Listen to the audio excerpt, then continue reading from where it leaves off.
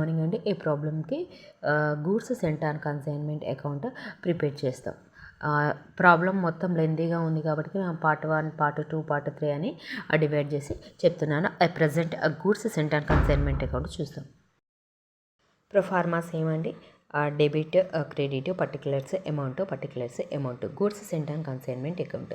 మనం ఇప్పటిదాకా చేసిన గూడ్స్ సెంట్ అండ్ కన్సైన్మెంట్ అకౌంట్లో కన్సైన్ ఆర్ గూడ్స్కి సెండ్ చేసిన స్టాక్ ఏదైతే ఉంటో వాటిని మాత్రం మనం ట్రేడింగ్ స్టాక్ అని ఎంటర్ చేస్తాం. దీంట్లో ట్రేడింగ్ అకౌంట్ అని చెప్పేసి 40,000, మళ్ళీ టు కన్సైన్మెంట్ అకౌంట్ అని చెప్పేసి 10,000 రాసాం. సో ఇదేంటి అని చెప్పేసి అంటే ఈ ప్రాబ్లంలో మనకు ఇన్వాయిస్ ప్రైస్ మీద స్టాక్ అనేది సెండ్ చేశాడు కాబట్టి ఫస్ట్ ట్రేడింగ్ అకౌంట్ అని చెప్పేసి మనం 40,000 ఎంటర్ చేస్తాము. తర్వాత నెక్స్ట్ కన్సైన్మెంట్ అకౌంట్ అని చెప్పేసి 10,000 ఎంటర్ చేస్తాము.